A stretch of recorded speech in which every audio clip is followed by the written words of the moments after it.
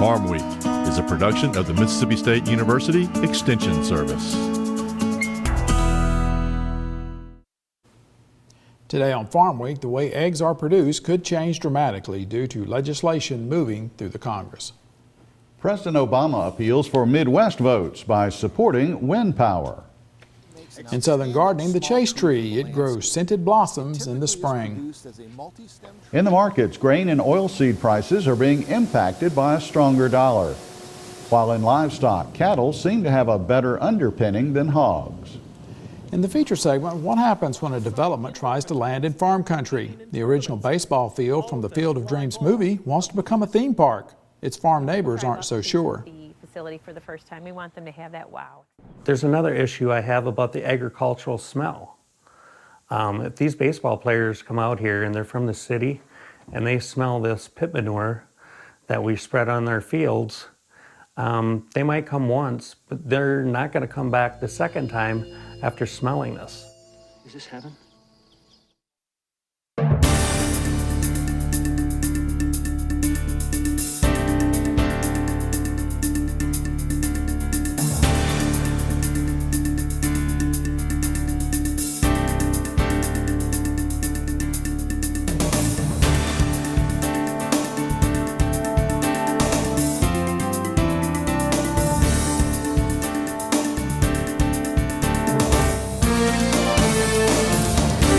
Good day, everyone. I'm Leighton Spann. And I'm Artis Ford. Welcome to Farm Week. The bill to phase out conventional cages for egg production has been introduced in the U.S. Senate. Well, now, Leighton, this legislation has already been introduced into the U.S. House of Representatives. While most of the nation's egg producers support the legislation, other livestock producers do not like the precedent it sets. The Egg Products Inspection Act amendments of 2012 is being pushed by a coalition formed between the United Egg Producers and the Humane Society of the United States.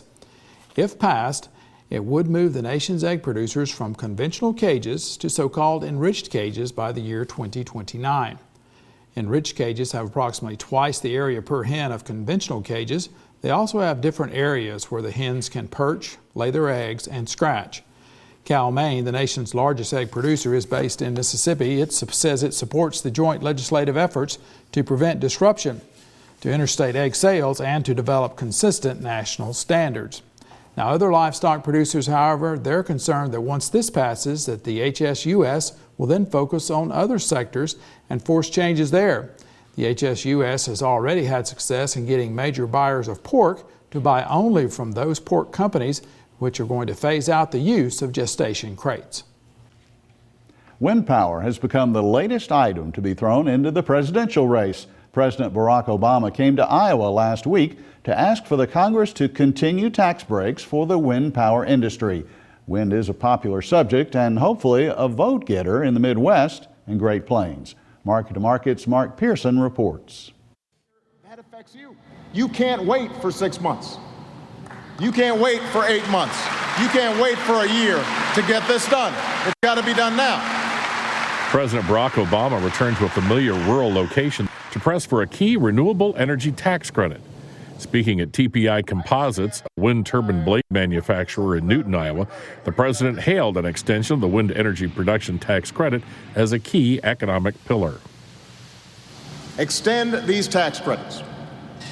Do it now. Every day they don't act, business grows more concerned that they will not be renewed. They're worried. Demand for their products is going down. So they start thinking twice about expanding, more cautious about making new investments. They start looking overseas. I was talking to your CEO. We got an opportunity to branch out, but we want to branch out by making the stuff here and then sending it there. We don't want to branch out by sending the jobs and the investments over there and then shipping it back to America. That doesn't make sense.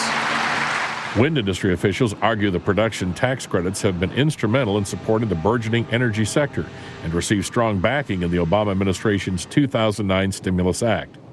But with an expiration looming at year's end, the president warns up to 37,000 jobs throughout the wind industry could be lost.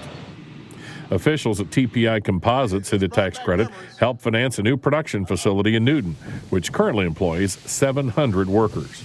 Over the past 5 years, the American Wind Energy Association estimates the tax credit has encouraged $15.5 billion per year in private wind power investment. Republicans, including those in favor of wind energy tax credits, blasted the president for utilizing the issue on what they call election year distractions. Senator Charles Grassley, a supporter of a 2-year wind energy tax extension, said, "The president could exert his leadership by working with Congress on a way forward instead of calling for a provision that's a no-brainer for many of us. He's focusing on the easy part of a bigger task. The stakes for the wind industry and the country in general will only get worse with delay. It's time to act, not politic."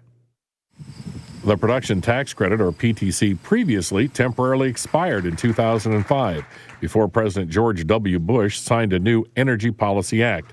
If the PTC fails to gain traction during an election year congressional session, the incentive will expire on December 31. But industry experts warn job losses could come sooner as businesses continue to plan 2013 expenditures. Are you looking for an ornamental tree that grabs attention in the early summer months? In this week's Southern Gardening segment, Extension Horticulturist Dr. Gary Bachman talks about the great benefits of having a chase tree in your landscape.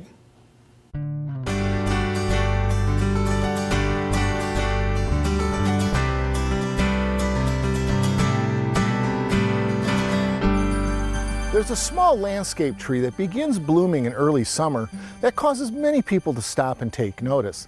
I'm referring to chase tree with its brilliant fluorescent blooms. Known botanically as Vitex agnus castus, the name dates back to the ancient Greek harvest feast of Ceres. The flower color varies from lavender, lilac to pale violet, but to many the color is a brilliant blue. The flowers have a delicate fragrance described as being slightly floral to almost rose-scented. During the initial flush, the show of flowers has been described as being a hazy blue cloud. The main flowering period lasts for up to 6 weeks and continues sporadically throughout the remainder of the summer.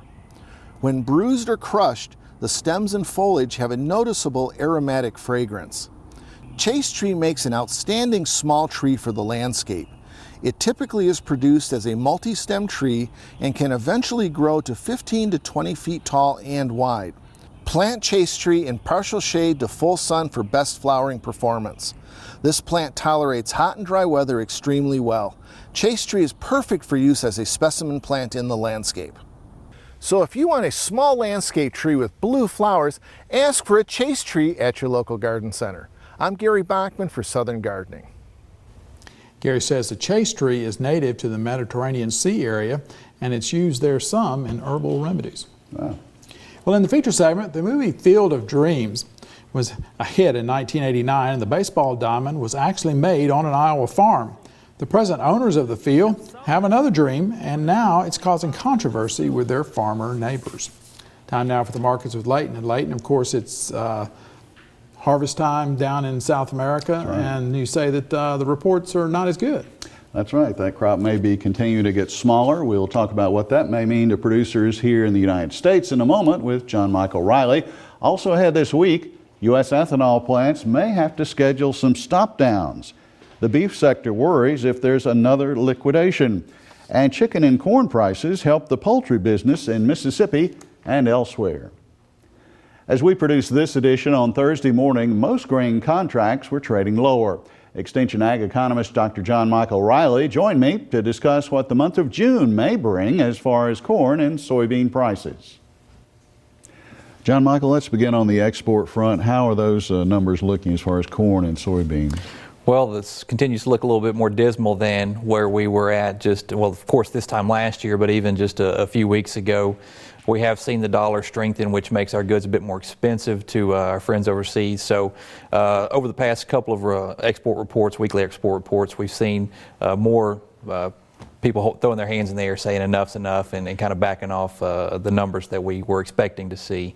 So exports are a bit more dismal than especially where we were at last year.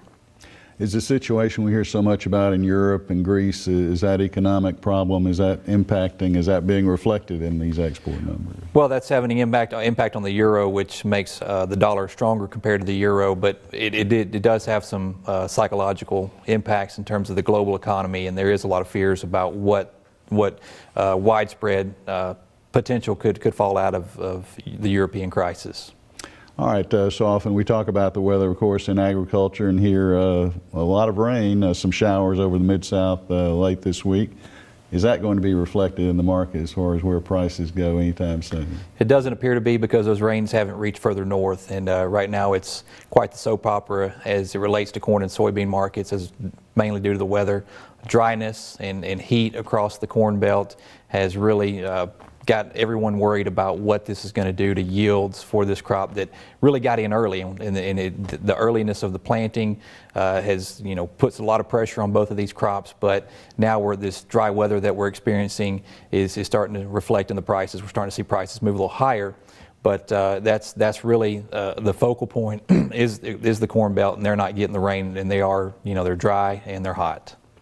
Well, we're kind of seeing, as you mentioned before, stronger dollar, weaker commodity prices. Are we kind of setting the stage for the summer here? What may be the outlook? That's a $1 million question. Everybody wants to know, and if I knew the answer, the exact answer, you wouldn't be here. Exactly. But the European issue is one that we're having to deal with. In the U.S. economy, we're seeing pockets of good news, but it always seems to come around to some negative news. So we're going to be on a roller coaster ride for the rest of the year, I'm afraid. So the word would be volatile commodity prices. Oh, I think no so. doubt. That's been the norm here lately. Tight supplies of old crop corn will continue to make this what the ethanol industry is describing as a challenging year. One recent analysis estimates that ethanol plants will not be able to pay more than $6.75 per bushel for corn this summer without running into the red and risking a complete shutdown. One DTN trader says he wouldn't be surprised if some ethanol plants schedule 2-week shutdowns while doing maintenance in order to maximize margins and stretch the corn that they do have access to. Well, to move us towards the livestock portion of the markets, look at our trivia quiz. June is Dairy Month, so our question is, how does Mississippi rank nationally in the number of licensed dairy farms? The answer is one of these: number 9, number 17, number 23, or number 36. I'll tell you in a few more minutes. We're going to pause for a short break on Farm Week. Coming up, we'll look at the calendar, the second part of the markets. Leighton Spann reports there are concerns about beef supplies. In the feature segment today, Field of Dreams Revisited. The movie baseball field was actually made on the Iowa farm, but plans for a theme park are running into controversy.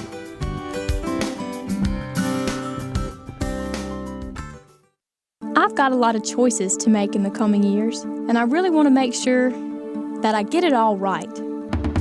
I want to discover who I am, where I belong, what my dreams are. I want to find my hidden talents and see where those skills can take me in the future. I need leadership given today to help me make the right decisions tomorrow. And I have that with Mississippi 4-H.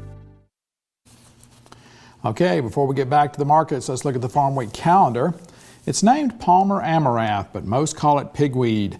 Mississippi State University is hosting a pigweed field day on Thursday, June 14th. The hours are 9 a.m. to 1 p.m. Lunch is provided.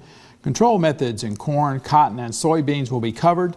The location is off Highway 82 west of Greenville. You drive through Greenville, then you turn south on the Tampa Drive. You'll go 1 mile. There will be signs posted along the way. We will have directions on the Farm Week website. The 2012 North Mississippi Grazing School takes place Friday, June 29th. The location is Mississippi State University's North Mississippi Research and Extension Center on Highway 145 at Verona. Rotational grazing, electric fencing, financial assistance programs for grazing, hay and beef cattle marketing will be on the program. There's no registration fee, if I can get that said. You do need to register though by the 18th. We'll have contact information on the Farm Week calendar and Facebook page. Go to Farm Week website at farmweek.msucares.com for information on these and other events. Now check out this week's Farm Week Snapshot.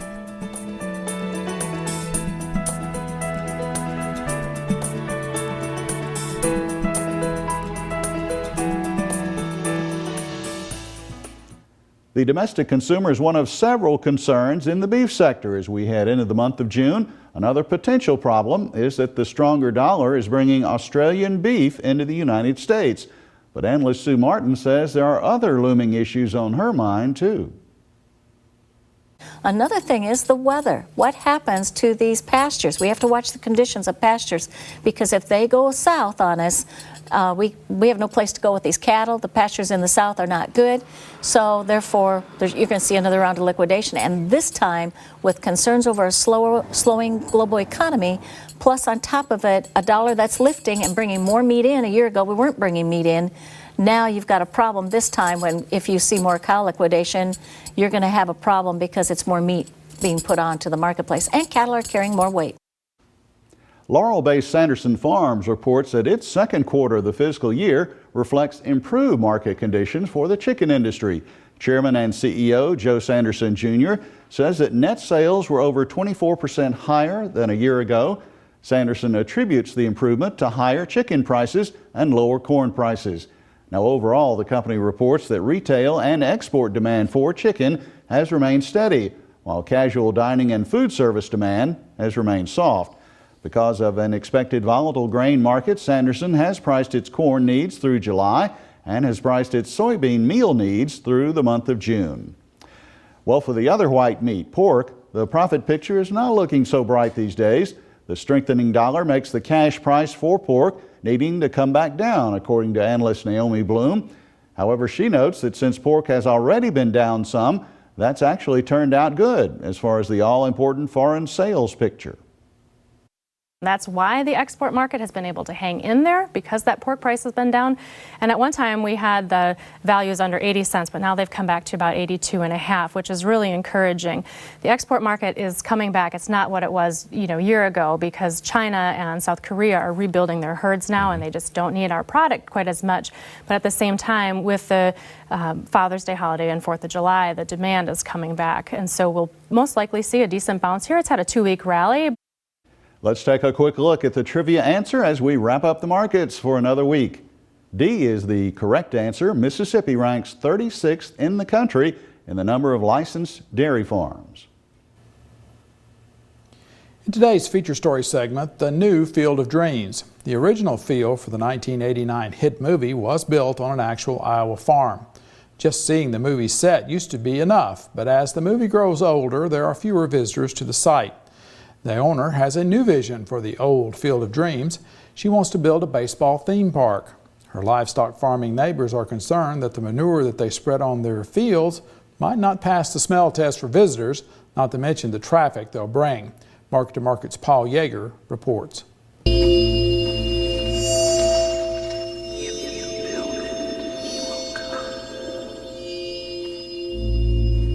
In the 1989 motion picture Field of Dreams, Kevin Costner's character Ray Kinsella hears a voice while walking through his Iowa cornfield.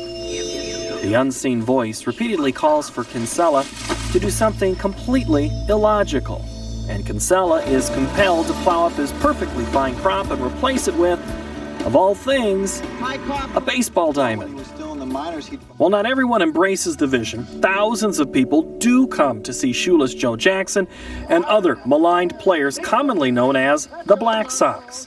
And Kinsella's Field of Dreams ultimately saves the family farm. The plan just kind of hit me. Denise Stillman just may be a modern-day Ray Kinsella. The oddity is that now, in this case, it's the wife and not the husband who's been the idea driver. And yeah, certainly we've had those moments of, is this the right thing to do? Those were much more early on. Like Kinsella, Stillman also believes if she builds it, people will come to the Iowa cornfields where Field of Dreams was filmed nearly 25 years ago. And there's reason to believe she may be right. The Field of Dreams movie site was a popular attraction in the years following the film's release and drew 65,000 visitors in its good years. But interest may have peaked. Though she lives closer to Chicago, Stillman is convinced the site near Dyersville, Iowa can once again become a major attraction, drawing thousands of visitors annually. The idea is to bring families here for a baseball vacation. So they'd come for the whole week, come on Sunday and stay through Saturday, and they would get to experience what Iowa life is like, what this beautiful field is all about, and get to experience it. Stillman's plan is to carve out 24 more diamonds out of neighboring cornfields and invite youth teams from around the country to live out their big league dreams at her proposed all-star ballpark heaven. During peak summer months, the experience would include as many as 120 baseball and softball teams per week, staying on site in dormitories and competing in tournaments, all within a fly ball of movie history. When people drive up to the facility for the first time, we want them to have that wow experience. That wow, this is their nirvana of baseball. This is the holy ground of baseball. And I don't want it to feel like a Disney type of crazy park environment. I want it to be a respectful, reverent almost experience where they feel like, gosh, this is where I need to be, and this is a great place. The Iowa legislature recently approved $16.5 million in tax rebates for the project. But the All-Star Ballpark heaven, which includes indoor facilities for winter months, is expected to cost $38 million. It's time to put away your little fantasies and come down to earth. It's not a like Kinsella, Stillman has discovered her idea isn't exactly a home run for everyone. Wayne Amescamp grew up right next to the movie site. His family even owned part of the famed outfield until a few years ago. The diamond is still visible from his acreage. Since the land around the Field of Dreams site is home to more livestock than ball players these days, Amescamp isn't a fan of the plan. We're going to get a lot of city people with the farming area that we are, tractors and wagons and hay equipment going down the road, and they're going slow, and that's going to bottleneck some of the traffic up too. And Amescamp isn't the only local resident who would prefer not to lay down the sacrifice bunt for the project. Others have voiced concerns at neighborhood meetings over light pollution, waste, and even the potential for flooding. There's another issue I have about the agricultural smell. If these baseball players come out here and they're from the city and they smell this pit manure that we spread on their fields, they might come once, but they're not going to come back the second time after smelling this. Is this heaven? It's Iowa. While it's common for Iowa farmers to refer to manure as the smell of money, the full rural experience doesn't always pass the smell test for some. And there are other curveballs. Supporters of the project want sewer and water lines run the 3+ miles from neighboring Dyersville to the site. Doing so may require annexation. This is kind of a high-risk, high-reward project. If everything goes according to plan, I think it could be a very rewarding project for the city. If it doesn't, I mean, as I told one reporter, that we're going to have some pieces to pick up. An independent feasibility study revealed the ballpark heaven could pump as much as $40 million into the local economy over its first 8 years. But what if the project strikes out? I'm not really too scared about funding the actual project, our part of it. Our risk would be if the project doesn't last for more than a couple of years, that we would have a lot of infrastructure there that we couldn't do too much with. The initial pitch is a wow for the Stillmans. Molly Evers is a city council member and former softball coach and player. I really wish I could wear that hat, but my glove has to stay on the bench for this, and I wish I could look at it as a softball player, but I can't. I'm not allowed to. I have to look at it at this level of assess the value of where is this going to benefit the taxpayer. Evers questions the cost associated with the project and wonders if the town can handle an influx of visitors that could potentially double the Dyersville population of 4,000. Yes, I'm for businesses and hotels, so I'm torn. But I have to watch for every base is touched, more or less. While supporters of the project tout the economic benefits to Dyersville and surrounding area, critics are concerned over everything from demands upon infrastructure to a regional shortage of labor. If the city of Dyersville annexes the site, it would be forced to improve municipal services. And Amescamp wishes he, his rural neighbors, and current Dyersville residents had a say in the matter. I just wish that this could come to a vote instead of having 7, 10, 20 people debating on this. How many people in this area really want these 24 baseball diamonds here? People will come, Ray. They'll come to Iowa for reasons they can't even fathom.